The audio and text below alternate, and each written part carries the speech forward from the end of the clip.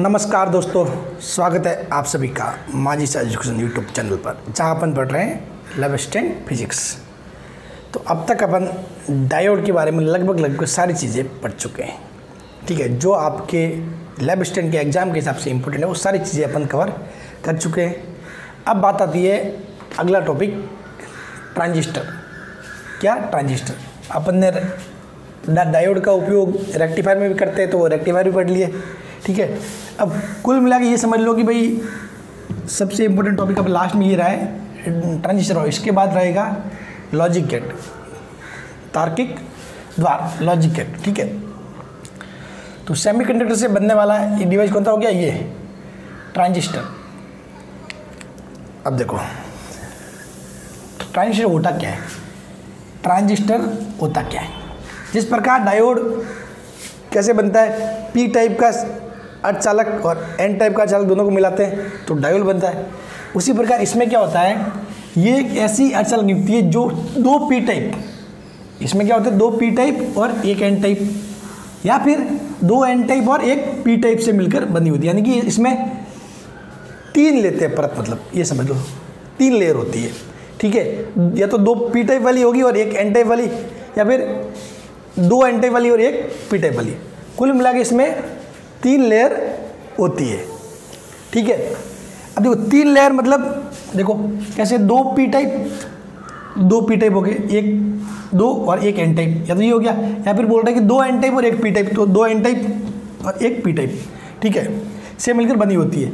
इसमें दो P N संधि बनती है, इसमें दो पी एन संधि बनती है, तो दो ही बनेगी पी एन संधि। देखो एक एन पी यहाँ बन रही है, एक एन पी यहाँ बन, एक संधि ये, क्योंकि दो जंक्शन होते हैं। इसमें कितने होते हैं जंक्शन? कोई भी पूछे कि भाई ट्रांजिस्टर में कितने जंक्शन होते हैं, तो जंक्शन दो हो जाते हैं, कि जहाँ पे एन और पी मिलते हैं उसको बोलते हैं जंक्शन। तो एक जंक्शन ये हो गया संधि, एक दूसरा ये हो गया, समझ गए, एक ये और एक ये, समझ गए। और इसमें लेयर कितनी होती है, जो परत, तीन परत होती है, एक एन वाली, एक पी वाली, एक एन वाली, या फिर एक पी वाली, एन वाली, पी वाली, समझ गए। इसके तीन टर्मिनल होते हैं। कितने टर्मिनल होते हैं? तीन टर्मिनल, वो भी मैं बताऊंगा आगे। ठीक है, ट्रांजिस्टर के कितने टर्मिनल होते हैं? तीन टर्मिनल। अब देखो ट्रांजिस्टर दो प्रकार के होते हैं, कौन कौन से? एक तो एन पी एन, एक होता है P N P, N P N और पी एन पी। ठीक है, अब देखो अपन एन और एन के तो ऐसे तो कर नहीं सकते कि भाई सर ऐसा क्यों नहीं किया, एन एन और पी ऐसे मिला दे, तो फिर एन एन तो मतलब सेम ही हो गया, फिर तो वो डायोड ही बन जाएगा। भाई एन के साथ एन जोड़ दिया तो वो तो पूरा एन ही रहेगा, प्लस पी, तो ये तो डायोड बन जाएगा ना। अगर मैं इसको एन एन पी करता या फिर इसको पी पी एन करता तो ये क्या बन जाता है? डायोड बन जाता। अपने को बनाना क्या है? ट्रांजिस्टर। अच्छा, अपने को दो संधि चाहिए, कैसे चाहिए? दो संधि। इस केस में अपने को दो संधि का मिल रही है, एन और एन के बीच में संधि थोड़ी बनती है, संधि तो बनेगी एन और पी के बीच में। तो कुल मिला के अपने को संधि दो चाहिए, तो इसमें तो देखो संधि दो मिल रही है। यहाँ देखो एक संधि ये पी और एन, पी और एन। ठीक है, तो इसीलिए अपन क्या करते हैं, भाई एन पी एन है तो दो एन बाहर, एक पी अंदर, पी एन पी है तो पी एन पी। तो ट्रांजिस्टर दो प्रकार के होते हैं, एन पी एन ट्रांजिस्टर और P N P transistor, N P N और पी एन पी। ठीक है, वैसे इसका यूज़ क्या होता है, उपयोग क्या होता है? इसका उपयोग होता है एम्पलीफाई, यानी कि सिग्नल को एम्पलीफाई करने के लिए, आवर्धन करने के लिए, समझ गए, सिग्नल को बढ़ाने के लिए। जिस प्रकार अपन डायोड का उपयोग इसमें करते हैं, जो अपना स्विच के रूप में करते हैं, डायोड एक बार ऑफ होता है, एक बार ऑन होता है। ठीक है, डायोड का उपयोग करते हैं एज ए स्विच, जबकि इसका इस ट्रांजिस्टर का उपयोग करते हैं एज ए एम्पलीफाई। ठीक है, एम्पलीफिकेशन यानी कि आवर्धन करते हैं। ठीक है, चलिए अब आगे इंपॉर्टेंट बातें पढ़ते हैं। देखिए अब पढ़ते हैं ट्रांजिस्टर की बनावट, ये बनता कैसे एक्चुअली। ठीक है, तो देखो ट्रांजिस्टर में तीन लेयर होती है। कितनी? तीन लेयर, एक दो और तीन। दो जंक्शन, एक वाला जंक्शन ये हो गया जंक्शन वन और जंक्शन टू। ठीक है, एक जंक्शन ये हो गया, एक जंक्शन ये हो गया। ठीक है, दो जंक्शन और तीन टर्मिनल होते हैं। तीन टर्मिनल, तीन मतलब एक टर्मिनल यहाँ हो गया, एक टर्मिनल यहाँ, एक टर्मिनल यहाँ, तीन टर्मिनल, समझ गए। डायोड कैसा होता है? डायोड में दो टर्मिनल होते हैं। डायोड में कितने होते हैं? दो, समझ गए। इसमें कितने होंगे? तीन टर्मिनल, यानी कि इसके तीन वायर जोड़ सकते हैं, समझ गए। डायोड में अपन क्या करते थे भाई, ऐसे एक वायर इस साइड से, एक वायर इस साइड से, इसमें तीन टर्मिनल होंगे। कैसे? एक वायर इस साइड, एक वायर इस साइड और एक वायर या नीचे से, तीन वायर इसके जोड़ सकेंगे। ठीक है, तीन टर्मिनल। तो तीनों जो टर्मिनल है उनका नाम क्या होता है? एक होता है उत्सर्जक, यानी कि इसको बोलते हैं, एक को बोलते हैं ईमीटर, उत्सर्जक को बोलते हैं ईमीटर।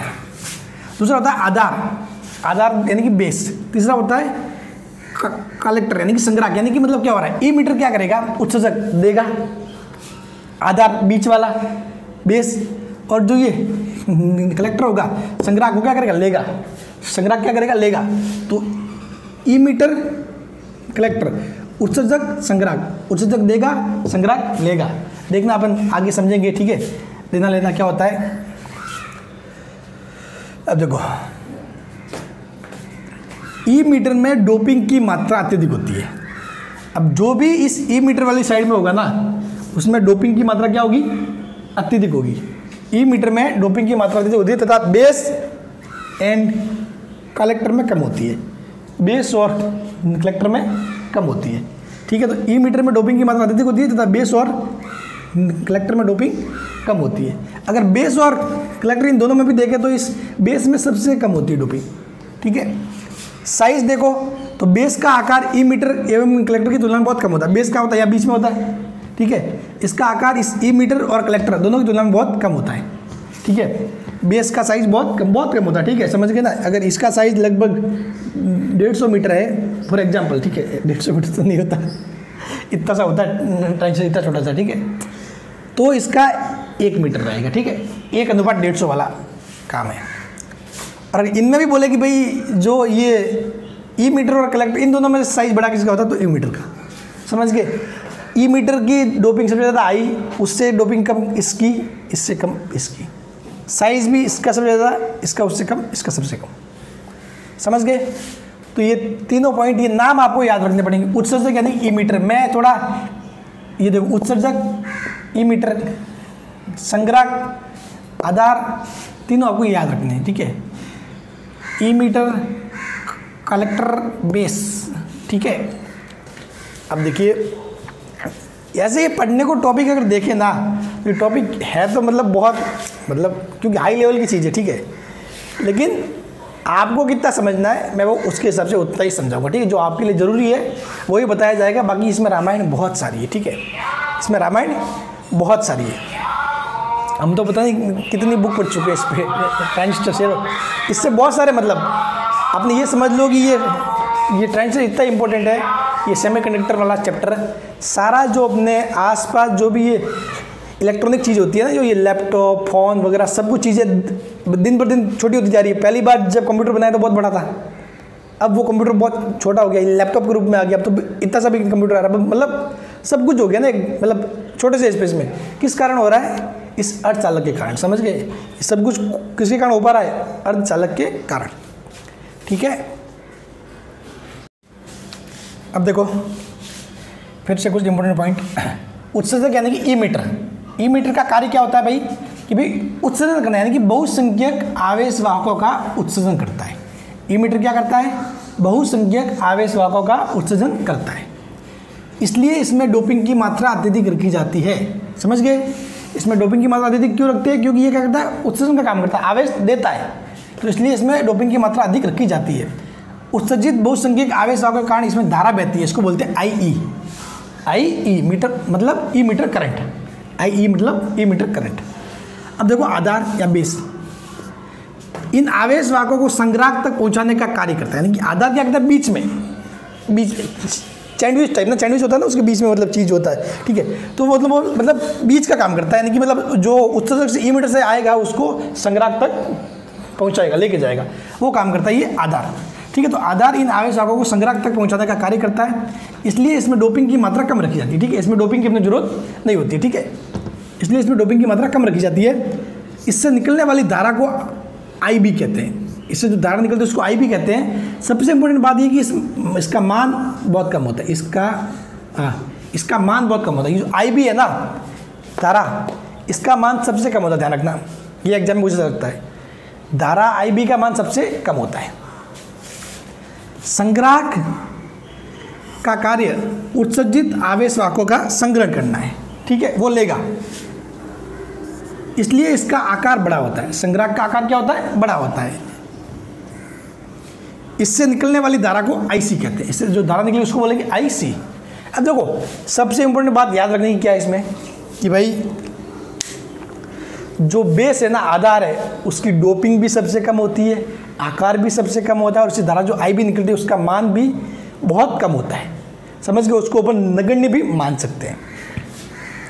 ई मीटर की डोपिंग सबसे ज़्यादा होती है, ई मीटर की डोपिंग सबसे ज़्यादा होती है, ठीक है। और इसका संग्राहक का साइज बड़ा रखा जाता है ताकि अपन जो आ रहे हैं मतलब आवेशवाहक उनको अपन एक्सेप्ट कर सके, यानी कि उनको संग्रहण किया जा सके, ठीक है। बस इतना अपने को याद रखना है, ठीक है। बाकी बस मेनली बेस के बारे में कि बेस में सबसे ज़्यादा डोपिंग कम होती है, आकार भी बेस में सबसे ज़्यादा कम होता है, और धारा भी सबसे ज़्यादा कम किसकी होती है, बेस की होती है, ठीक है। ये पॉइंट है। हाँ तो देखिए, अब ये तो है संकेत और ये है अपने ट्रांजिस्टर। यानी कि संकेत मतलब ये अपन संकेत में जो बता रहा हूँ वो क्यों काम में लेते हैं। मैंने जिस प्रकार डायोड के लिए बताया था कि भाई डायोड ऐसे पी एन मिल के बना, जबकि अपन जब विद्युत परिपथ में लगाते हैं तभी संकेत के रूप में उसको लगाते हैं, ठीक है। इस प्रकार डायोड को ऐसे लगाते थे ना, ऐसे करके, उसी प्रकार। तो अब देखो इसमें ये है, पहले है एनपीएन ट्रांजिस्टर।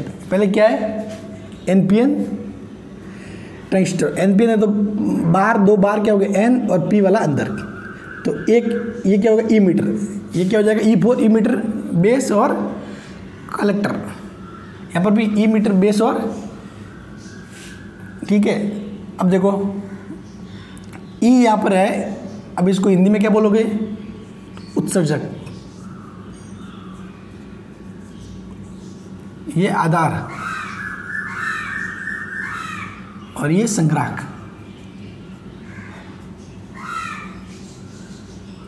ठीक है। सेम चीज यहां पर भी, उत्सर्जक, आधार, संग्राहक, ठीक है। अब देखो इसमें तो कोई दिक्कत नहीं होनी चाहिए। ये एन पी एन, तो एक हो जाएगा ई, यानी कि ई मीटर उत्सर्जक, पी यानी कि बीच वाला, ये क्या हो जाएगा, आधार, और ये संग्राहक सी, ठीक है। ऐसे होता है, मतलब इसकी जो बनावट होती है ऐसी होती है। और इसके तीन जो टर्मिनल होते हैं वो, एक टर्मिनल ये हो गया, एक टर्मिनल ये, एक टर्मिनल ये, ठीक है। कितने टर्मिनल होते हैं, तीन टर्मिनल। तो अपन तीनों से कोई ना कोई बैटरी वायर वगैरह कुछ ना कुछ जोड़ सकते हैं, ठीक है। तीन टर्मिनल होते हैं, ई बी और सी। इसके भी ई बी और सी। डायोड के कितने थे, दो थे। डायोड के कितने थे, डायोड के सिर्फ दो टर्मिनल हुआ करते थे, ठीक है। अब देखिए नेक्स्ट, तो इनके संकेत। अब संकेतों को ध्यान से देखो, संकेतों को ध्यान से देखो। इसका संकेत ऐसा होता है, ऐसा हमेशा बी, जो बेस है आधार, वहाँ से बाहर निकलेगा बी वाला पॉइंट, ठीक है। सी एन ई इसके यहाँ से, समझ गए। और ये है ट्राइज, ये एन पी एन है, ये पी एन पी।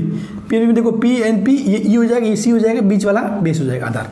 इसका भी सिंबल देख लो, ई का ये, ठीक है। अब सिर्फ इसमें डिफरेंस क्या है, फर्क सिर्फ इतना है कि इसमें तीर ऐसे जा रहा है, इसमें तीर ऐसे जा रहा है, समझ गए। इसमें तीर ऐसे जा रहा है और इसमें तीर ऐसे जा रहा है। इसका मतलब क्या है, इसका मतलब क्या है, इसको कैसे याद रखना कि सर किस में ऐसे करके एग्जाम में यदि कंफ्यूज हो जाओ तो, ठीक है। तो देखो होता कि तीर क्या कर रहा है, धारा की दिशा को बताता है। तीर क्या करता है, धारा की दिशा को बताता है। ये आप लिख सकते हो, नोट कर सकते हो। ये जो तीर है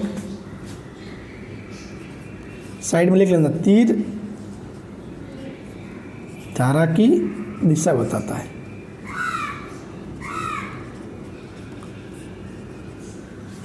ठीक है। इसको सही से लिखो एक बड़ा, तीर ई में धारा की दिशा में, यानी कि जो ई वाली जो है ना ब्रांच, ई में धारा की दिशा बताता है। यानी कि जो तीर का निशान है ना, ई वाली जो ब्रांच, ये हमेशा किस में होगा, ई वाली में। देखो यहाँ पर भी ई वाली में, यहाँ पर भी ई वाली। अब तीर ऊपर होगा नीचे होगा, वो मैं बताता हूँ आपको फॉर्मूला क्या चीज़ है। तीर ई में धारा की दिशा बताता है।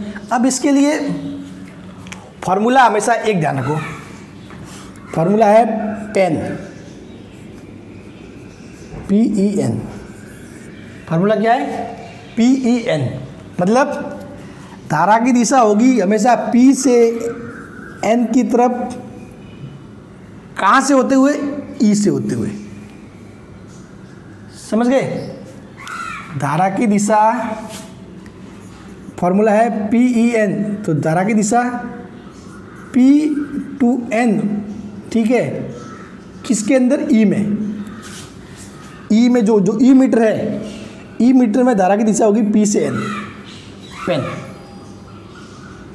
ये है फॉर्मूला, याद रखने का, भूलने वाले नहीं कभी भी, ठीक है। PEN धारा की दिशा P से N की तरफ कहाँ पर होगी? किस में होगी? हमेशा E में होगी। C में वगैरह कहीं पर भी तीर नहीं आएगी, तीर सिर्फ E वाले में आएगा, ठीक है। तो इसलिए बीच में E आया है और P से N दिशा। अब देख लो दोनों वजह, ध्यान से देखो, अगर देखोगे तो यहाँ पे ये N है, ये वाला पोर्शन N है, ये वाला पोर्शन P होगा और ये वाला पोर्शन N होगा। तो धारा की दिशा कहाँ से कहाँ तक? पहले तो होगी किस में? E में, तो चलो E में, E वाला ये हो गया।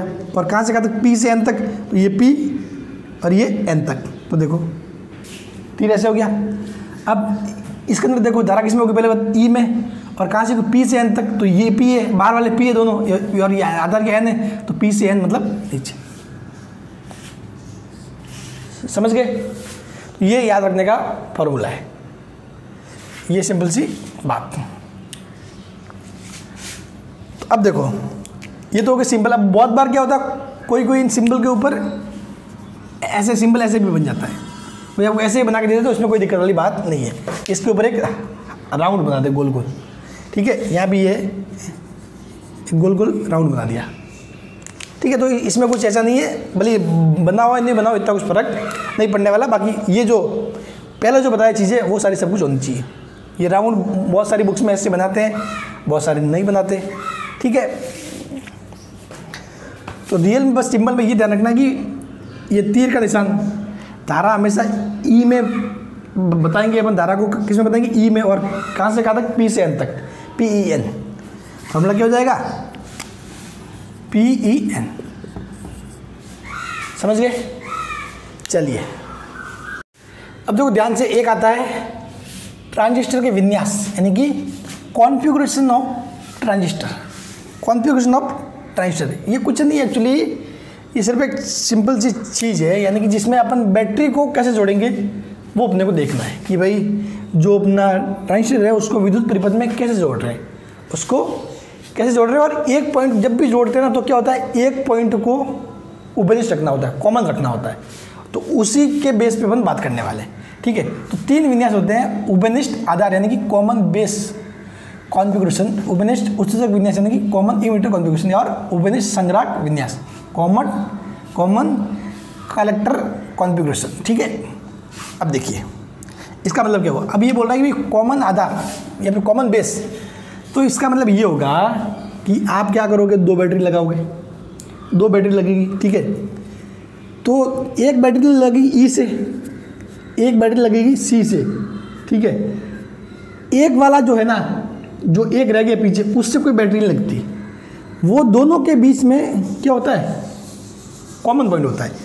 अब देखो ये बैटरी अगर आप रियल में देखोगे, ठीक है, तो ये बी पॉइंट एक्चुअली मैं यहाँ तक मान सकता हूँ, यहाँ तक ये बी है, ठीक है। तो ये वाली बैटरी, एक बैटरी सी और बी के बीच में आई, ठीक है, और एक बैटरी ई और बी के बीच में आई। तो बी क्या है, कॉमन। बी क्या है, कॉमन। तो इस प्रकार अगर अपन रखेंगे कुछ भी तो उसको बोलेंगे कॉमन बेस, शॉर्ट में बोलते हैं CB, ठीक है। कॉमन बेस कि भाई ये जो ट्रांजिस्टर है वो किस में लगा हुआ है, कॉमन बेस में लगा हुआ है। कॉमन बेस कॉन्फ़िगरेशन यानी कि विन्यास में लगा हुआ है। सेम का सेम यहाँ देख लो, यहाँ पर अपने ई कॉमन है, कॉमन क्या ई है। देखो बैटरी सी और ई के बीच में, और ये बैटरी बी और ई के बीच में। समझ क्यों, ये वाला पॉइंट भी ई है, ये वाला पॉइंट भी ई है, तो बी और ई के बीच में। तो ई क्या है, कॉमन है बोथ। देखो बी और ई के बीच में एंड सी और ई के बीच में, तो ई क्या कॉमन है, इसलिए इसको बोलते हैं कॉमन अमीटर।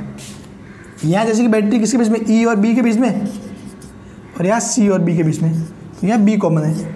इसी प्रकार यहाँ देखोगे, ठीक है, तो यहाँ पर सॉरी इसको थोड़ा इसको उल्टा करने का था, हाँ। अब देखो यहाँ पर गैस सी कॉमन में आ गया, क्यों? क्योंकि ये भी सी रहेगा, तो बैटरी किस किस के बीच में लगी हुई, बी और सी के बीच में, और यहाँ पर ई और सी के बीच में, तो कॉमन गैस सी, तो उसको बोलेंगे कॉमन कलेक्टर कॉन्फ़िगरेशन। समझ गए? तो ये होता है ऐसा। तो 3 प्रकार के, वैसे तो इनको पढ़ने में तो बहुत सारी चीज़ें इनमें, लेकिन अपने को उतना ही पढ़ना है जितना अपने काम का है, ठीक है। तो उपनिष्ठ आधार विन्यास, कॉमन बेस कॉन्फ़िगरेशन वगैरह, ये ऐसे होता है, ये सारी चीज़ें ऐसे रहती है, common base configuration, common emitter और कॉमन कलेक्टर कॉन्फ़िगरेशन। अब देखो आप कहोगे सर आपने ये जो सिंबल बनाए हैं इनमें तीर क्यों नहीं लगाया? क्योंकि तीर तो आता है, तीर इसलिए नहीं लगाया जानबूझ के कि एक्चुअली भाई पीएनपी या एनपीएन दोनों के लिए सेम हो, दोनों के लिए मान लो आप, ये भी दोनों के लिए मान लो, ये भी दोनों के लिए मान लो, तो इसलिए मैंने तीर नहीं लगाया। नहीं तो भाई तीर लगाता तो फिर वो एक ही टाइप का बन जाता है, तो एनपीएन बन जाता या पीएनपी बन जाता। तो दोनों प्रकार के लिए ये सेम डायग्राम होते हैं, ठीक है। तो एनपीएन हो या पीएनपी हो, ठीक है, तो इसलिए मैंने तीर नहीं लगाया। इसको आप एनपीएन भी मान सकते हो और पीएनपी भी मान सकते हो, ठीक है। ये चीज़ें होती है। अब देखो इसमें क्या होता है, जैसे कि बहुत बार ये जैसे कॉमन ई मीटर। अब देखो मेन बात, हाँ, ये जो उपनिष्ठ आधार विन्यास है इसको भी अपन इतना यूज़ नहीं करते हैं, यूज़ तो होता है, ठीक है, लेकिन नॉर्मली मतलब सबसे ज़्यादा यूज़ किसका होता है? इसका कॉमन अमीटर का। सी जो कॉमन कलेक्टर, इसका भी इतना यूज़ नहीं होता। और इन सभी के शॉर्ट नेम भी है। शॉर्ट नेम मतलब मैंने बताया इसका सी बी है, सी बी ये है कॉमन अमीटर सी, और ये सी सी कॉमन कलेक्टर। तो अपने सबसे ज़्यादा यूज किसका होता है? कॉमन ई मीटर कॉन्फ़िगरेशन, उपनिष्ठ उत्सर्जक विन्यास। इस स्थिति में ये क्या करता है? ये अपने सबसे ज़्यादा काम में आता है और ये बिल्कुल सही रहता है। ये वाला विन्यास सही रहता है, ठीक है। इन दोनों विन्यास का भी यूज होता है, ठीक है, लेकिन अपने को जो भी पढ़ना है वो ये विन्यास पढ़ना है, ठीक है, यही पढ़ना है। और थोड़ी चीज़ इसके बारे में पढ़ेंगे, इसके बारे में भी पढ़ेंगे, बाकी मोस्टली ये विन्यास अपने काम का होता है, ठीक है। इस तीनों विन्यास के अलग अलग यूज है कि भाई अगर ऐसे लगाओगे तो इसका क्या फ़ायदा है, ऐसे लगाओगे क्या फ़ायदा है, ठीक है। तो अब देखो एक मेन चीज़ मैं आपको बताना चाहूँगा, ये जो भी है ये डायग्राम, चलिए मैं फिर से डायग्राम बना के मैं आपको बताता हूँ। एग्जाम में बहुत बार ऐसा डायग्राम आता है या फिर जो भी चीज़ ऐसी आती है, ठीक है, तो अपने को कभी क्वेश्चन सॉल्व करने के लिए बोलेंगे, क्योंकि 2016 में इस टाइप का क्वेश्चन आया भी है, ठीक है। तो एक्चुअली में होता क्या है, भले वो क्वेश्चन आया नहीं है तो भी एक चीज़ मैं बता रहा हूँ, ये इंपॉर्टेंट है। अपन क्या करते हैं, ये है ना, तो अब इसको सर्किट में बनाने का एक और तरीका है। कैसे? कि अपन क्या करते हैं, इस नीचे वाले भाग को क्या कर देते हैं, अर्थ कर देते हैं। क्या कर देते हैं? अर्थ। यानी कि अपन यहाँ का विभव कितना मान लेते हैं, 0 मान लेते हैं। जिस प्रकार अपन ने किया था ना KCL वाले लॉ में, जब अपन ने धारा वाला चैप्टर पढ़ा था, ये अपन नीचे क्या मानते थे, विभव 0 मानते थे, विभव 0 मानते थे। यहाँ पर भी अपन इसको क्या करते हैं, अर्थ कर देते हैं। अर्थ करने का मतलब होता है विभव 0, अर्थ करने का मतलब होता है विभव 0, ठीक है। तो यहाँ पे विभव 0 हो गया, तो एक्चुअली यहाँ पे विभव 0 होगा। अब बैटरी क्या देती है, विभवांतर देती है, बैटरी क्या देती है, विभवांतर देती है, ठीक है। यानी कि अगर ये बिंदु A है और ये बिंदु B है तो इनके बीच का विभवांतर भाई कितना है, 5 वोल्ट है, ठीक है। तो अगर अपन ने B को 0 पे मान लिया है, ऑटोमेटिकली B को क्या माना, 0 पे माना है, भाई ये 0 तो B भी क्या हो, 0 हुआ। तो B को 0 पे माना है तो A को कितना होना चाहिए कि 5 आए, तो A को होना चाहिए 5 वोल्ट, A को होना चाहिए 5 वोल्ट। समझ गए? ऐसे कैसे? सेम। अगर चलो यहाँ पर थोड़ा कॉन्सेप्ट थोड़ा दूसरे टाइप सीखते हैं, इसको मैं उल्टा कर देता हूँ बैटरी को, ठीक है। छोटा सा 3 वोल्ट की बैटरी, ठीक है, इसको मैंने कर दिया उल्टा। अब जैसे कि ये अपने 0 है और ये बैटरी दे रही है विभवांतर कितना, 3 वोल्ट का, यानी कि A और B के बीच में डिफरेंट कितना है, 3 वोल्ट। समझ गए भाई? इस बैटरी का काम कितना है, बैटरी का काम है विभवांतर देना, तो विभवांतर कितना दे रही है, 3 वोल्ट। तो A और B के बीच का डिफरेंस कितना है, 3 वोल्ट।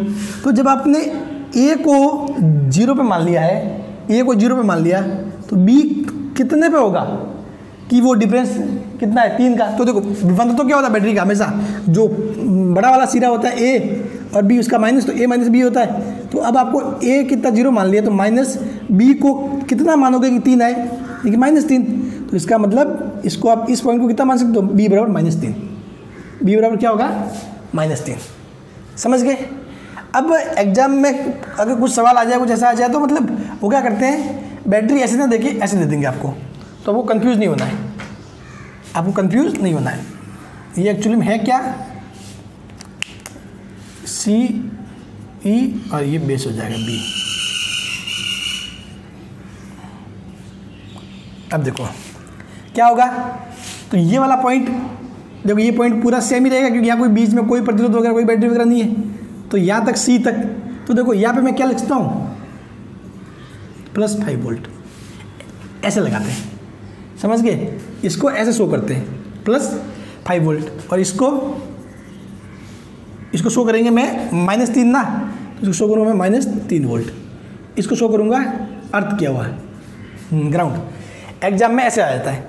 अब एक्चुअली में ये और ये सेम ही है, ये और ये सेम, ये कोई डिफरेंस नहीं है, ठीक है। क्योंकि इसका भी अगर +5 वोल्ट है तो एक एंड क्या होगा, 0 होगा, एक एंड क्या होगा, 0 होगा, समझ गए। तो एक एंड 0 मतलब एक एंड क्या होगा, इसका क्या होगा, अर्थ पे होगा। कहाँ पर होगा, अर्थ पे। मतलब इसको अगर समझोगे फिर से, अगर वही बनाने की कोशिश करोगे, तो ये सी है, सी पॉइंट, ठीक है। यहाँ एक बनाओगे बैटरी, क्योंकि बैटरी जो पॉजिटिव ऊपर है, तो इसका मतलब पॉजिटिव सीधा इस साइड होगा और नेगेटिव नीचे। ये रियल में ऐसा ही तो है 5 वोल्ट, समझ गए, ये ऐसा ही है। या नेगेटिव ऊपर दिख रहा है, इसका मतलब बैटरी उल्टी होगी, 3 वोल्ट, समझ गए। तो आपको एग्जाम में ऐसे भी दे सकते हैं घुमा के। चलिए अब आगे बढ़ते हैं।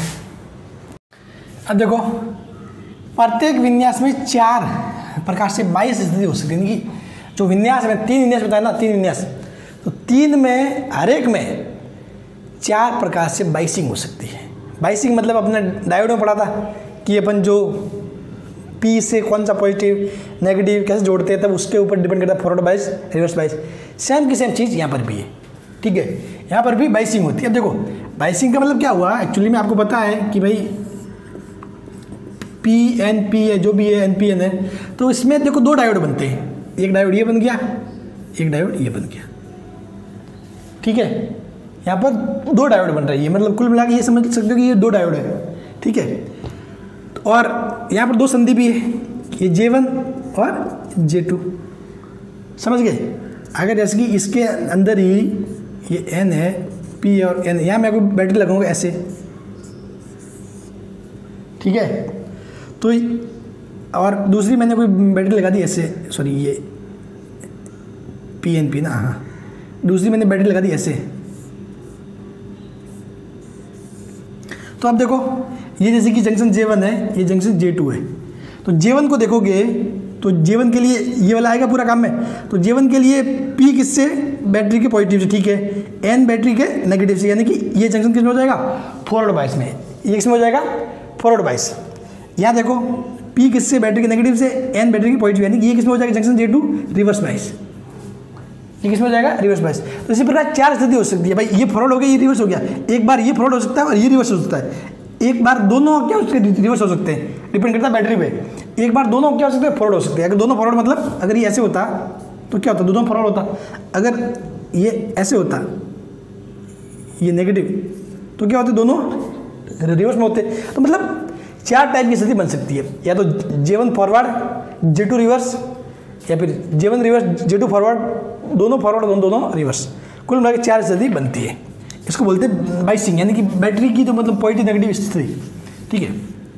अब देखो फॉर एग्जाम्पल, अब देखो मैं तीर लगाया है ना, तीर लगाते ही आपको एग्जाम पूछ सकता है ऐसे डायग्राम देखिए, बताइए ये मतलब कौन सा वाला है ट्रांजिस्टर, NPN है या PNP है। तो मैंने बताया धारा, पहले तो कुछ नहीं करना, बार वाले को देख लो। बार वाले क्या होते हैं, हमेशा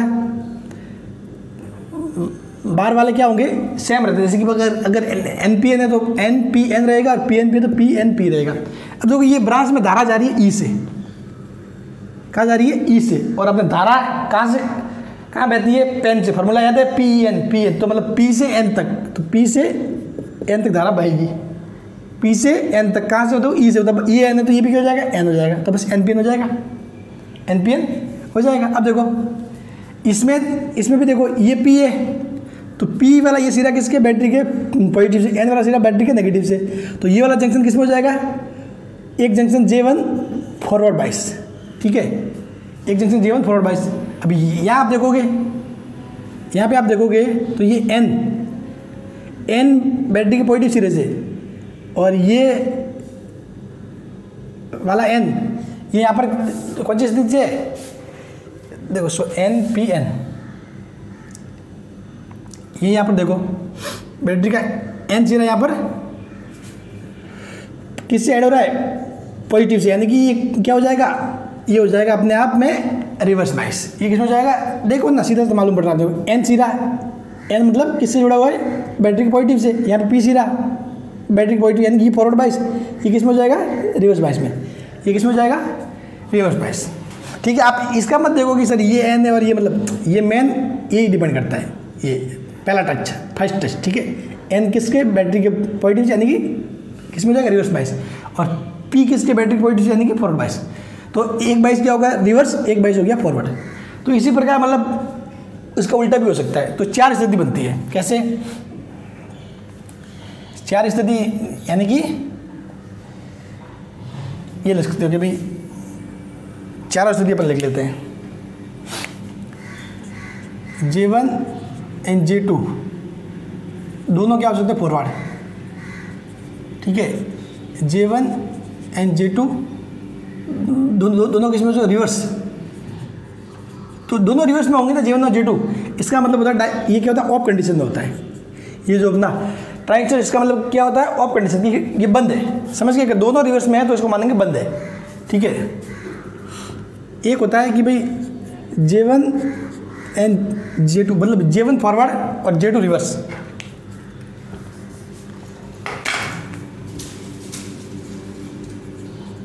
J1 फॉरवर्ड और J2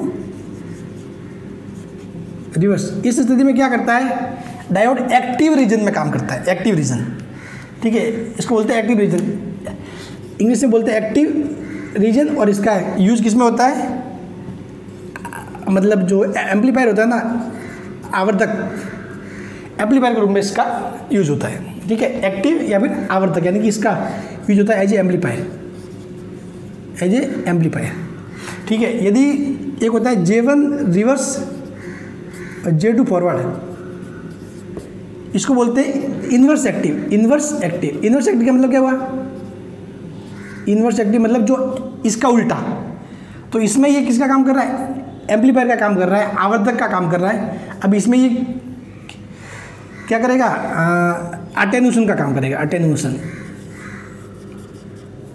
अटेन्यूएशन, यानी कि सिंपल सी बात समझ लो कि J1 और J2 एक स्थिति हो सकती है, J1 J2 फॉरवर्ड बाइस, तो ये रहेगा ऑन कंडीशन में, ठीक है, ये J1 और J2 रिवर्स बाइस यानी कि ऑफ कंडीशन, ठीक है, J1 फॉरवर्ड J2 रिवर्स यानी कि एक्टिव, एक्टिव यानी कि आवर्धक, एम्पलीफायर। अब क्या करोगे, कोई सिग्नल दोगे तो सिग्नल आपने 5 वोल्ट का दिया तो उसको किस में बदल देगा, 5 से 7 में बदल देगा, 8 में बदल देगा, ठीक है, मतलब एम्पलीफाई कर देगा, आवर्धक। ये होता है मतलब इसका इन्वर्स एक्टिव, ठीक है, मतलब J1 रिवर्स और J2 फॉरवर्ड। तो इसका मतलब क्या होगा, जब आप सिग्नल 5 का दोगे तो 5 से किस में बदलेगा, 3 में बदलेगा, समझ गए।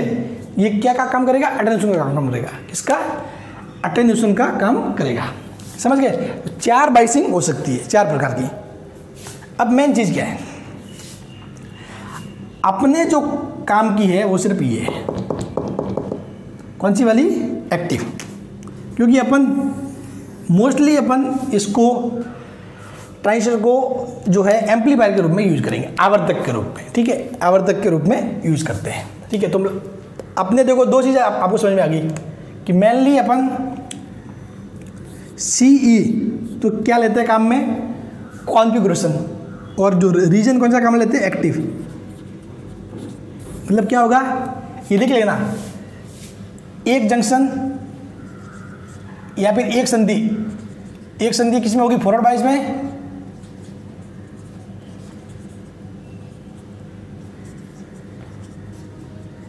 होगी तथा एक रिवर्स बाइस में।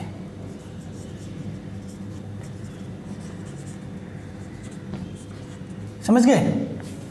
तो अपन क्या करते हैं कि नॉर्मली ये वाला सिस्टम काम में लेते हैं कि अपन एक जंक्शन को किसमें रखते हैं, फॉरवर्ड बायस में, और एक को रखते हैं रिवर्स बायस में, एक को फॉरवर्ड बायस में और एक को रिवर्स बायस में। ये लिख लो, तो जो पढ़ा उसको थोड़ा और ढंग से अपन कर लेते हैं क्लियर। देखो कॉमन एमीटर कॉन्फ़िगरेशन 3 टाइप के होते हैं, कॉन्फ़िगरेशन 3 टाइप के होते हैं। तो कॉमन एमीटर कॉन्फ़िगरेशन यानी कि उपनिष्ठ उत्सर्जक विन्यास को एक्टिव रीजन में काम में लेते हैं। मोस्टली अपन क्या करते हैं, इसको एक्टिव रीजन में काम में लेते हैं। 3 विन्यास और प्रत्येक विन्यास के 4 रीजन, यानी कि दोनों फॉरवर्ड, दोनों रिवर्स, एक रिवर्स, एक एक्टिव और इसका उल्टा, मतलब ठीक है। तो एक्टिव रीजन में काम में लेते हैं जिसमें ये आवर्धक या एम्पलीफायर की तरह कार्य करता है। ठीक है, एक्टिव रीजन में क्या करता है, आवर्धक या एम्पलीफायर की तरह कार्य करता है। ठीक है, दूसरा होता है ऑफ रीजन। ठीक है, तो ऑफ रीजन में दोनों क्या होता है, रिवर्स। अब देखो ये क्या है, ये मैंने दिया हुआ है, ये मैंने कोई ट्रांजिस्टर दिया हुआ है, ये किसमें है, कॉमन अमीटर फॉर्म में दिया हुआ है। किसमें दिया हुआ, कॉमन अमीटर। देखो कैसे, ये 5 वोल्ट इसका कोई ना कोई बैटरी ऐसे बनी हुई है, मैंने आपको बता रखा है, ये कॉन्सेप्ट लॉजिक सिखा रखा है। ठीक है, अब देखो ये क्या होगा, PNP है NP, तो आपको पता है पेन वाला फॉर्मूला पता है, पेन मतलब धारा कहाँ जा रही है लिख लो, P लिख लिया या L लिख लिया, किस में जा रही है, E में जा रही है, तो मतलब ये PN, तो ये हो गया N। अब आप देखोगे तो ये देखो P जुड़ा हुआ किससे, पॉजिटिव से, तो इसका मतलब ये वाला किस में हो गया, फॉरवर्ड बायस। ठीक है, ये वाला किस में हो गया, फॉरवर्ड बायस। और ये देखो N जुड़ा हुआ किसके, पॉजिटिव से, यानी कि ये वाला किस में हो गया, रिवर्स बायस में। ये वाला किस में हो जाएगा, रिवर्स बायस में। तो इस स्थिति में एक संधि फॉरवर्ड बायस में होती है, इस स्थिति में एक संधि फॉरवर्ड बायस में होती है तथा एक संधि रिवर्स बायस में होती है। समझ गए। तो यहाँ पर क्या हो रहा है, बी संधि फॉरवर्ड बायस में होगी तब बी सी संधि रिवर्स बायस में होगी। ये मतलब मोस्टली सबसे ज़्यादा ये वाला डायग्राम यूज होता है, सबसे ज़्यादा डायग्राम, सबसे ज़्यादा यूज होने वाला डायग्राम यही है। ठीक है, इसका मतलब ये क्या है, ये जो ट्रांजिस्टर है इसको इमीटर कॉन्फ़िगरेशन यानी कि उपनिष्ठ उत्सर्जक विन्यास में यूज किया गया है, और कौन सा रीजन, एक्टिव रीजन में। समझ गए। तो ये अपन मोस्टली यूज करते हैं, और एग्जाम में भी सवाल ऐसे डायग्राम में पूछा जाता है। ठीक है, इस टाइप के भी। ठीक है, हो सकता है भाई कोई भी घुमा के दे से कुछ कैंसिल, लेकिन मोस्टली क्वेश्चंस इस प्रकार के एक्टिव रीजन और इमीटर वाले पे, जो कॉमन इमीटर और एक्टिव रीजन, इस पे बेस्ड जो डायग्राम होता है उस पर क्वेश्चन आते हैं। समझ गए आप। तो चलिए अब नेक्स्ट और कुछ चीज़ें वो पढ़ते हैं कि धारा कैसे बहती है, इसमें से क्या चीज़ें होती है क्या नहीं होती। ट्रांजिस्टर में धारा, बहुत सिंपल सी बात है। ठीक है, अच्छे से देखना, और बहुत काम की बात भी है। ये PNP है, यानी कि देखो अगर ये कौन सा होगा, E होगा, ये C होगा और ये B होगा, इसलिए तो PEN, P से N की तरफ, PNP। ठीक है, तो पेन मतलब धारा P से N की तरफ। फॉर्मूला क्या आपको याद रखना हमेशा, PEN, धारा P से N की तरफ, कहाँ से कहाँ होते हुए, E से होते हुए, तो P से N की तरफ। अब ये NPN है, तो NPN, तो P से N की तरफ मतलब ऐसे होगी। ठीक है, और यहाँ पर भी क्या होगा, ये E, C और B। अब देखो एक बात ध्यान रखना, जब इस E से धारा आएगी उसको बोलेंगे IE, E से जो धारा आएगी उसको बोलेंगे IE। ठीक है, क्या हो, उसको बोलेंगे IE। अब देखो IE जो आएगी ना, जो मतलब इसका मतलब ये होता है कि जो IE धारा आ रही है, मतलब उत्सर्जक से क्या आ रहे हैं, आवेशवाहक आ रहे हैं। मैंने बताया था कि भाई उत्सर्जक क्या करता है, आवेशवाहक देता है। तो आवेशवाहक आ रहे हैं, उसमें से कुछ आवेशवाहक तो इसमें चले जाएंगे B में, कुछ चले जाएंगे B में। तो B में जाने वाले, अगर ये मान लो कि अगर E से कितने 100% आ रहे हैं ना, तो 100 में से इस B में तो सिर्फ 2% ही जाएंगे, क्योंकि C में 98% है। C में 98% तक किस में जाएंगे, C में जाएंगे। समझ गए। तो ये देखो यहाँ से अगर 100% आवेश आए हैं तो यहाँ आके C में जाएंगे कितने, 98%, 2% कहाँ पे रहेंगे, B में, 2% किस में रहेंगे, B में। ऐसे तो होता है अपने EBC, यहाँ से निकलते हैं अपने आवेशवाहक, तो यहाँ से निकलते हैं तो मैक्सिमम 98% तो यहाँ पहुँच जाते हैं, कुछ 2% इस साइड B में चले जाते हैं, डाइवर्ट हो जाते हैं। ठीक है, सीधे जाते जाते किसे डाइवर्ट हो जाते, 2% बी में चले जाते और 98% सी में। समझ गए? तो वो होगा क्या, तो समझ लो कि ये होगा भाई यहाँ से जो आई ई धारा आ रही है, आई किससे, ए मीटर से, तो दो भागों में बढ़ जाएगी। एक तो किसमें जाएगी, आई बी और एक इसमें आई सी। बस सिंपल सा बात है, ये फॉर्मूला याद रखना। देखो आई आ रही है, ये इसमें से आई सी इससे चली जाएगी, आई बी इससे हट जाएगी। ठीक है, तो I is equal to I B plus I C. बस अब बात ये कि आई बी का मान बहुत कम होता है, आई बी का मान बहुत कम होता है। ठीक है, ये ध्यान रखना, इस आई बी का मान बहुत कम होता है, लेकिन आई ई बराबर आई बी प्लस आई सी ही हमेशा होगा। इसमें भी ऐसे होगा। कैसे होगा, ये आई ई जा रही है ऐसे, तो ये कैसे होगा, यहाँ से आई सी आएगी, यहाँ से आई बी आएगी, तो कुल मिला के I C plus I B is equal to बन जाएगी आई ई। तो बात तो वही हुई, I E is equal to I B plus I C. तो ये ध्यान रखना फॉर्मूला, ये फिक्स है। I E is equal to I B plus I C, I E is equal to I B plus I C, ये रहेगा ऐसे। ठीक है, ये आई बी होता है बहुत, आई बी का मान बहुत कम होता है, आई बी बहुत कम,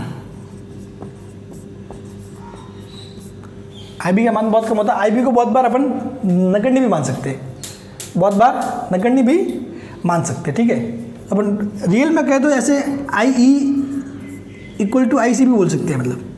ठीक है, लेकिन यहाँ से आपको एक बात ध्यान पड़ेगी कि सबसे ज़्यादा धारा कौन सी होगी, आई ई, सबसे बड़ी आई ई। ठीक है, उसके बाद आई सी, उसके बाद आई बी। देखो ये कितनी आई ई 100% है, तो ये 98% सी वाली और बी वाली ओनली 2%। तो सबसे ज़्यादा कौन सी होगी, आई ई बड़ी होगी, धारा ज़्यादा होगी, फिर उसके बाद आई सी, फिर उसके बाद आई बी, ऐसे होगा धारा का। ठीक है, तो इस प्रकार धारा बहने वाली है। डायग्राम में कहीं पर भी आओ या फिर कुछ भी हो, आपको I E equal to I B plus I C करना है हमेशा। मतलब एनपीएन हो, पीएनपी हो, कोई सा भी विन्यास हो, कोई सा भी कॉन्फ़िगरेशन हो, हमेशा I E equal to I B plus I C ही होगा। ठीक है, अब देखो आप पढ़ते हैं धारा लाभ। एक्चुअली इससे न्यूमेरिकल बनने की पूरी संभावना रहती है, तो प्लीज़ इसको ध्यान से देखना। ठीक है, धारा परिवर्तन गुणांक या धारा लाभ, यानी कि इंग्लिश में बोले तो करंट गेन, धारा लाभ। ठीक है, तो धारा लाभ क्या होता है, एक्चुअली निर्गत धारा तथा निवेशी धारा के अनुपात को धारा लाभ कहते हैं। यानी कि धारा लाभ यानी कि कितना लाभ हुआ कि भाई अपन निवेश कितनी की, कितना दिया इनपुट, कितना मिला आउटपुट। आउटपुट अपॉन इनपुट क्या होता है, हमेशा लाभ होता है। ठीक है, तो भाई निर्गत धारा मतलब बाहर जाने वाली अपॉन इनपुट अंदर आने वाली धारा के अनुपात को बोलते हैं धारा लाभ। क्या बोलते हैं, इनके अनुपात को बोलते हैं धारा लाभ। ये ध्यान रखना। अब देखो तीन प्रकार के विन्यास होते हैं, सी बी, सी ई और सी सी।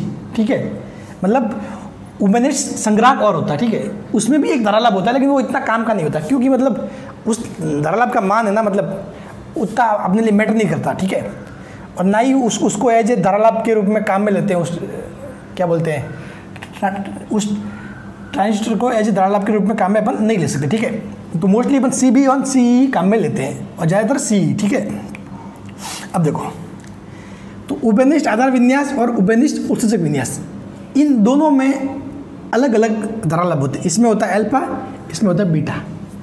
देखो अब जैसे कि सी बी की बात करूँ मैं, सी बी, तो सी बी में क्या होगा, ये होगा भाई ये आधार, ये क्या होगा, ई वाला हिस्सा होगा, ये सी वाला हिस्सा होगा। तो यहाँ से धारा क्या आएगी, इनपुट, यहाँ से क्या जाएगी आउटपुट, और ये बी वाला हिस्सा। ठीक है, तो इनपुट यहाँ से आएगा, आउटपुट यहाँ से आएगा। तो कौन सा हुआ आउटपुट, आई सी, और नीचे वाला इनपुट आई ई। समझ गए, जो धारा अपने को मिल रही है अपन दे कहाँ से, ई से दे रहे और सी से लेंगे, तो सी अपॉन ई। तो यानी कि एल्फा बराबर होगा आई C upon I E. Alpha बराबर क्या होगा, आई सी अपॉन आई। उसी प्रकार उपनिष्ठ उत्सर्जक विन्यास में एक धारा लाभ होता है, वो होता है बीटा। बीटा बराबर होता है I C upon I B, I C upon I B. ठीक है, अब देखो इनको भूलना नहीं है, हमेशा एक बात याद रखना है, आई सी हमेशा दोनों में ऊपर आएगा, इनको याद रखने का ढंग। ठीक है, इनको कैसे याद रखना है उसका तरीका ये भी आई सी दोनों में ऊपर आएगा आई सी, ठीक है। अब नीचे जब देखो सी बी है, सी बी उभयनिष्ठ आधार, तो उसमें आधार नहीं आएगा कहीं भी, सी और ई आएगा, क्योंकि उभयनिष्ठ आधार मतलब आधार तो बीच में हो गया, इनपुट यहाँ पे आउटपुट यहाँ पे, तो सी अपॉन ई, यहाँ पे सी अपॉन बी, सी अपॉन बी। एक दूसरा तरीका और है याद रखने का, देखो अल्फा का मान हमेशा 1 से कम होता है परंतु 1 के निकट, यानी कि 0.99 0.98 ऐसे, ठीक है। तो चूंकि आई सी और आई ई आपको पता है लगभग सेम होती है, ठीक है, क्योंकि आई ई बराबर होता है, कितना होता है, आई ई बराबर आई बी प्लस आई सी, जहाँ पे आई बी ये समझ लो ना, मतलब 100% में से नीली 2% के आसपास होती है आई बी, तो लगभग आई ई और आई सी क्या होगी, सेम होगी। अब आप आई सी और आई का निकालोगे अनुपात, तो हालांकि सेम तो होगा, लगभग सेम रहेगा, लेकिन फिर भी आई सी आई से थोड़ा सा कम होगा, थोड़ा सा कम होगा। तो देखो अगर ये 99 है तो नीचे वाला 100 होगा, तो हमेशा इसकी वैल्यू कहाँ रहेगी, 1 के आसपास, यानी 0.99, लेकिन 1 से हमेशा क्या रहेगी, कम रहेगी, 1 से क्या रहेगी, कम रहेगी। तो ये ध्यान रखना, ये अल्फा। तो अगर कोई भी वैल्यू ऐसे दे कि भाई धारा गेंद है और अगर कुछ 0.9 1 के आसपास दिया हो लेकिन 1 से कम है, तो वो हमेशा अल्फा ही होगा, ठीक है। आप अगर कंफ्यूज हो जाओ तो ऐसे समझ लेना। बीटा का मान हमेशा 50 से ज़्यादा होता है, बस ये ध्यान रखना। बीटा का मान हमेशा ऐसा होगा 56, 64, 70, 80 के आसपास, लगभग ऐसा होगा बीटा का मान, ठीक है। और अगर 0.99, 0.96, 0.95 ऐसे दिया हुआ है तो वो क्या होगा, अल्फा होगा, ठीक है। ये इस पे पक्का न्यूमेरिकल बनता है, ठीक है। तो चलिए इन दोनों में संबंध क्या, आखिर अल्फा और बीटा में संबंध क्या बनता है वो भी अपन पढ़ लेते हैं। अब देखो अब पढ़ते हैं अपन अल्फा और बीटा में संबंध, इनमें संबंध आखिर में क्या है, ठीक है। तो यहाँ से देखो अपने को पता है भाई अल्फा बराबर क्या होता है, आई सी अपॉन आई, और बीटा बराबर आई C upon I B, B से बी, ठीक है। आप कैसे भी इनको याद रख सकते हो आपके हिसाब से, आपको सेटल रहे, लेकिन याद सही से रखना, अल्फा बराबर आई सी अपॉन आई और बीटा बराबर आई C upon I B. Beta हमेशा 50 से ज़्यादा होगा, अल्फा 1 से कम होगा लेकिन 1 के आसपास होगा, ठीक है। तो अब देखो यदि अल्फा बराबर आई सी अपॉन आई है तो यहाँ से मैं क्या लिख सकता हूँ, आई बराबर आई सी अपॉन अल्फा लिख सकता हूँ, इसमें कोई दिक्कत है, आई बराबर आई सी अपॉन अल्फा, और इसमें आई बी को आई सी अपॉन बीटा लिख सकता हूँ, कोई दिक्कत है नहीं, प्लस आई सी, ठीक है। अब तीनों में आई सी या कॉमन, इसको बाहर ले सकते हो, मतलब कैंसिल हो जाएगा, 1 upon alpha is equal to 1 upon beta plus 1, क्या हो गया, 1 upon alpha is equal to 1 upon beta plus 1, ठीक है। अब देखो यही है, आपको वैसे तो अब इससे 2 चीज़ें बन सकती है, इसको या तो आप बीटा की फॉर्म में निकालो फॉर्मूला तो भी बन सकता है, या फिर अल्फा की फॉर्म में निकालो तो भी बन सकता है, ठीक है। लेकिन मैं चाहता हूँ कि आप ऐसे कंफ्यूज ना हो। अब देखो जैसे कि फॉर एग्जांपल आपको निकालना है अल्फा का मान निकालना, तो 1 अपॉन अल्फा, अब मैं बीटा का क्या लूँगा, एलसीएम लूँगा, बीटा 1 प्लस बीटा, यहाँ से आप उल्टा करो तो कितना आएगा, alpha is equal to alpha बराबर कितना आएगा, बीटा अपॉन 1 प्लस बीटा, ठीक है। अभी यहाँ से मैं अगर इसको ऐसे लिखता कि 1 by beta is equal 1 minus 1 by alpha, ऐसे लिख सकता था, सॉरी ऐसे नहीं, 1 मिनट, मतलब 1 by beta 1 by alpha minus 1 by beta बराबर 1 को मैं ऐसे ले जाता तो 1 बाई अल्फा माइनस 1। तो अब देखो इसका मैं अगर एलसीएम लेकर सॉल्व करता तो कितना आता, 1 माइनस अल्फा अपॉन अल्फा। तो यहाँ से अगर उल्टा करते फिर से रिवर्स, तो beta is equal to alpha, समझ गए, ऐसे है। तो आपको कोई भी एक देख के दूसरा निकालने को पूछ सकते हैं, चीज़ें कैसे भी सवाल पूछे जा सकते हैं, ठीक है। अब देखो अल्फा बराबर beta upon 1 plus beta, beta is equal to alpha 1 minus alpha, ये दोनों इस फॉर्मूले से ये निकाल सकते हो, इससे ये निकाल सकते हो, ठीक है। लेकिन मेरे ख्याल से अगर याद रखने में सबसे ज़्यादा ईजी रहेगा ना तो वो ये रहेगा, इसमें आप कंफ्यूज हो जाओगे, इसमें आप कंफ्यूज हो जाओगे, ठीक है। प्लीज़ ऐसा ना करें और ये याद रखना। और वैसे भी ये तो याद भी रखने वाली बात नहीं है, आपको तो 3 चीज़ें याद रखनी है, 1, 2 और 3, मैंने मान तो रखा है, आई की जगह आई सी अपन अल्फा, आई सी अपन बीटा, और आई सी कॉमन आके कैंसिल हो जाएगा, 1 upon alpha is equal to 1 upon beta plus 1। अब आपको कोई भी एक दे दे तो दूसरा निकाल सकते हो, ठीक है। तो ये आपको याद रखना है, इस पे क्वेश्चन पक्के बन सकते हैं, ठीक है। चलिए अब करते हैं कुछ न्यूमेरिकल। अब चलिए कुछ अच्छे से न्यूमेरिकल है 3, वो करते हैं। ये कह रहा है कि भाई एक ट्रांजिस्टर के लिए एल्फा बराबर कितना है 0.98 है, एल्फा बराबर दिया हुआ है 0.98 तथा आई बराबर कितना है 1 मिली एम्पियर, आई बराबर 1 मिली एम्पियर है, तो आई बी व आई सी ज्ञात करना है, आई बी व आई सी ज्ञात करना है। ठीक है, तो अब आप आई बी व आई सी निकालोगे कैसे? एक ट्रांजिस्टर के लिए एल्फा 0.98 है तथा आई बराबर 1 मिली एम्पियर है, तो आई बी व आई सी ज्ञात करो। देखो बहुत सारे तरीके हैं, आप किसी भी ढंग से निकाल सकते हो। ठीक है, आपके पास 3 सूत्र है, 3 सूत्र है।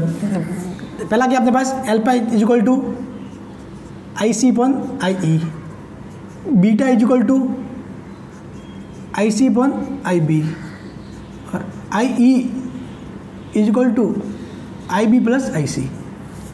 अब आपको आई बी एंड आई सी निकालना है तो बहुत सारे तरीके हैं निकालने के। पहले तो आप क्या कर सकते हो भाई, आई ई अपने को दिया हुआ है, एल्फा अपने को दिया हुआ है, तो आई सी आप निकाल सकते हो इजीली, ये कर सकते हो। ठीक है, दूसरा आपको अगर एल्फा दिया हुआ है तो सॉरी ये एल्फा दिया हुआ उससे बीटा निकाल सकते हो, उससे बीटा निकाल सकते हो, फिर भी चीज़ को सॉल्व किया जा सकता है, या फिर यहाँ निकाल के यहाँ रख के माइनस करके भी आप निकाल सकते हो, कैसे भी निकाल सकते हो। ठीक है, बहुत सारे तरीके आपके पास। तो अब देखो सिंपल सा काम मैं चलो इससे करता हूँ। एल्फा मेरे को निकाल आई दिया हुआ, आई सी निकालना है, तो आई सी बराबर क्या होगा alpha into I E, alpha into I E, alpha कितना 0.98 into 1 milli ampere into 1 milli ampere, मतलब कितना हो जाएगा आई सी 0.98 मिली एम्पियर, आई सी कितना हो जाएगा 0.98 मिली एम्पियर, ये आ गया आई सी। अब यहाँ से देखो और क्या निकालना है, आई बी निकालना है, तो आई बी बराबर क्या होगा आई ई माइनस आई सी, आई कितना है 1 milli ampere minus 0.90 milli ampere, तो कितना हो जाएगा I B is equal to 0.02 milli ampere, 0.02 milli ampere. जब इसको माइक्रो में चेंज करोगे तो 20 माइक्रो एम्पियर भी इसको लिख सकते हो। क्या लिख सकते हो इसको 20 माइक्रो एम्पियर भी लिख सकते हो। समझ गए?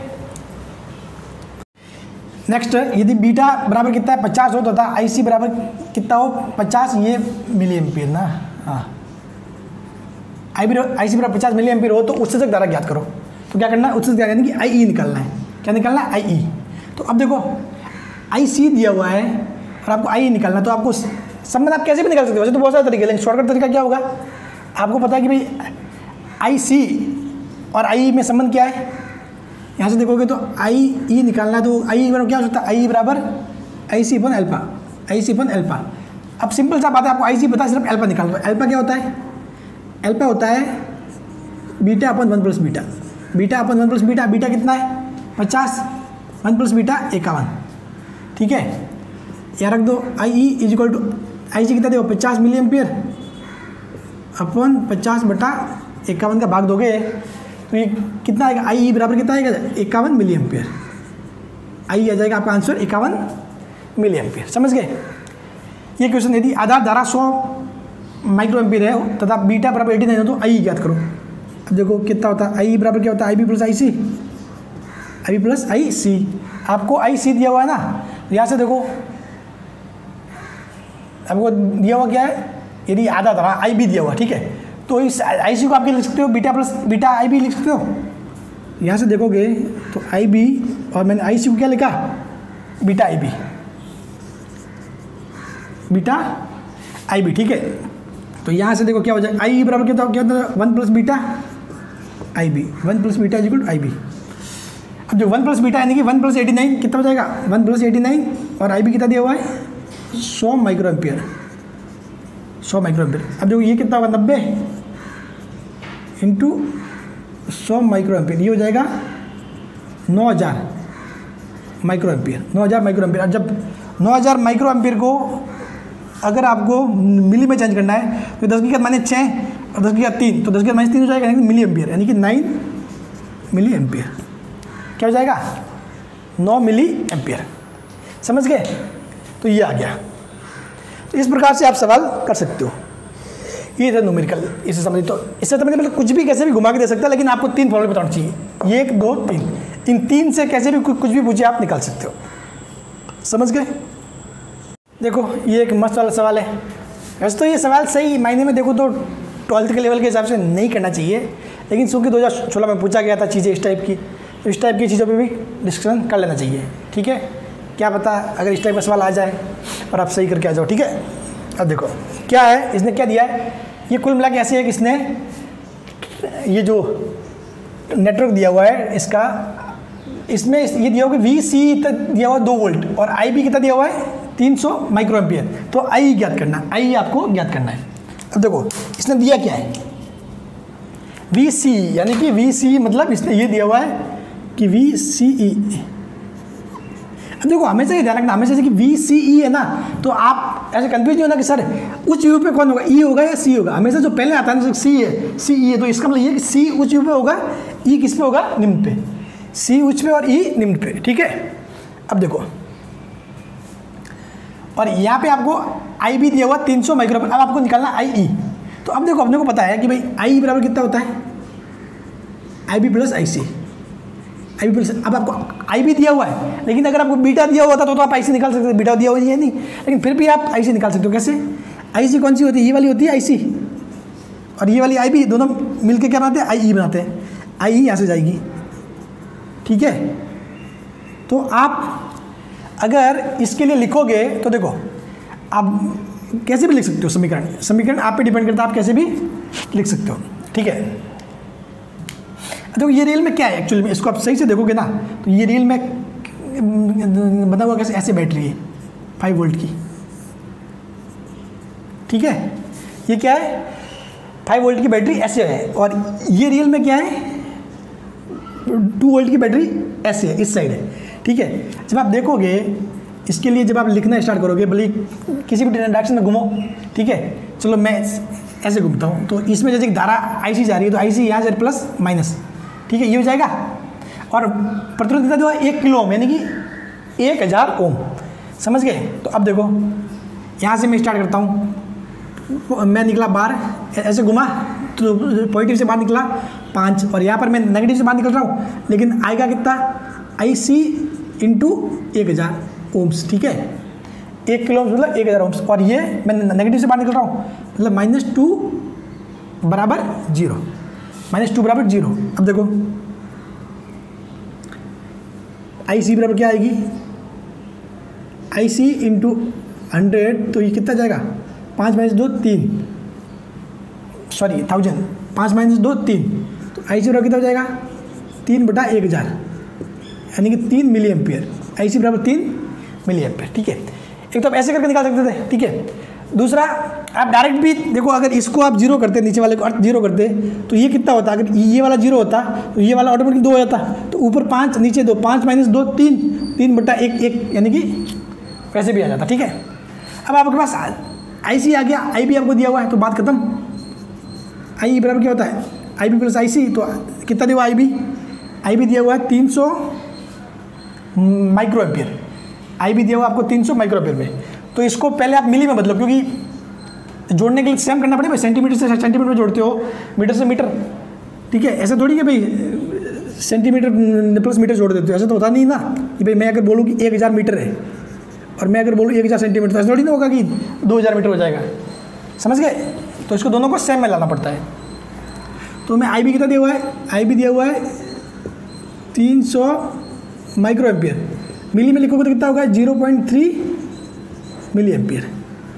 तो IE बराबर IB प्लस IC, IB कितना है 0.3 milli ampere plus IC 3 milli ampere, तो हो जाएगा 3.3 मिली एम्पियर, 3.3 मिली एम्पियर।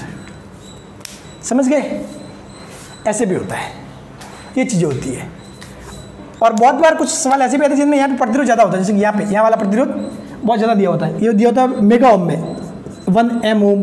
तो उस केस में क्या करना है, आपको IB बराबर 0 मान सकते हो, IB बराबर 0 मान सकते हो, क्योंकि इतना ज़्यादा ओम है। वैसे पहले से IB बहुत लो होती है, कम, और ऊपर से इतना ज़्यादा ओम दे दिया तो IB तो बहुत कम होगी, तो उसको नगण्य मान सकते हो, 0 मान के आप सीधा ही कर सकते हो। ठीक है, इस टाइप का सवाल पूछा गया 2016 में। ठीक है, तो चाहे आपको चीज़ें थोड़ी सी मतलब हाई लेवल की है, लेकिन आसान बना के मैंने आपको दिया है चीज़ें, प्लीज़ इन पे फोकस करें।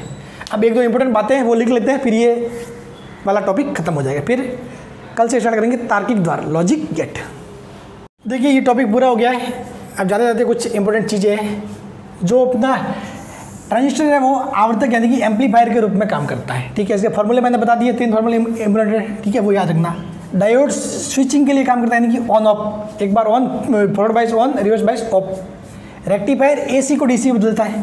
रेक्टिफायर क्या करता है, एसी को डीसी में बदलता है। डायोड के लिए एक धारा का समीकरण होता है एक्चुअली, डायोड के लिए धारा का समीकरण जिसको बोलते हैं शॉकले इक्वेशन, ठीक है, शॉकले का समीकरण। एग्जाम में सीधा सीधा आ सकता है, 4 ऑप्शन देखे कि निम्न में से शॉकले का समीकरण कौन सा है डायोड के लिए, ठीक है। तो ये ध्यान रखना, ये होता है आई, अगर इसके डायोड पे विभवांतर वीडी है, ठीक है, और धारा यदि आई जा रही है तो आई बराबर होता है आई एस कोष्टक e V D upon V T minus 1, V D upon V T minus 1। I S का है संतृप्त धारा यानी कि रिवर्स सैचुरेशन करंट, तुमने पढ़ा था आई एस संतृप्त धारा, रिवर्स सैचुरेशन करंट, ठीक है। और यहाँ पर वी डी क्या है, ये वाला विभवांतर माइनस 1। वी टी क्या होता है, वी टी होता है तापीय वोल्टेज, वी टी को बोलते हैं थर्मल वोल्टेज या तापीय वोल्टेज बोलते हैं। जहाँ वी टी का फॉर्मूला होता है के टी अपॉन क्यू से निकालते हैं इसको। के क्या है, बोल्ट्स में नियतांक, ताप यानी उस टाइम पे रूम टेम्परेचर क्या है या फिर जो भी टेम्परेचर है वो दिया था। क्यू मतलब आवेश यानी कि 1.6 × 10⁻19 वो, ठीक है। तो सामान्यतः रूम टेम्परेचर पे इसका मान कितना होता है 26 मिलीवोल्ट, इसका मान कितना होता है 26 मिलीवोल्ट, ठीक है। ज़्यादा डीप में नहीं जाना, बस ध्यान रखना है क्योंकि कहीं ऑप्शन टिक करने को मिल जाएगी भाई यहाँ से इनमें से कौन सा शॉकले इक्वेशन है डायोड के लिए, तो ऐसे आ सकता है इक्वेशन, ठीक है। बाकी इस पर कुछ न्यूमेरिकल वगैरह कोई नहीं करने आपको, ठीक है। फॉर्मूला थोड़ा याद रखना। आई एस क्या संदर्भ धारा है, वी टी बराबर के टी अपॉन क्यू होता है, वी टी बराबर के टी अपॉन क्यू, और सामान्य इसका मान होता है 26 मिलीवोल्ट। टी क्या ताप होता है जिसका मान किस में रखते हैं, के में रखते हैं यानी कि केल्विन में रखते हैं, ठीक है। और ये के क्या है, ये क्या है बोल्ट्जमैन नियतांक, ये टी क्या ताप है किसमें केल्विन में, और ये होता है 1.6 × 10⁻19। तो चलिए ये ट्रांजिस्टर यहाँ पे जाके खत्म हो गया। अब नेक्स्ट लेक्चर होगा लॉजिक गेट, ठीक है। लॉजिक गेट बहुत ज़्यादा इंपॉर्टेंट है, ठीक है, तार्किक द्वार। उससे एक सवाल आना है और आना है पक्का, ठीक है। तो इसको अच्छे से समझना। Thank you so much.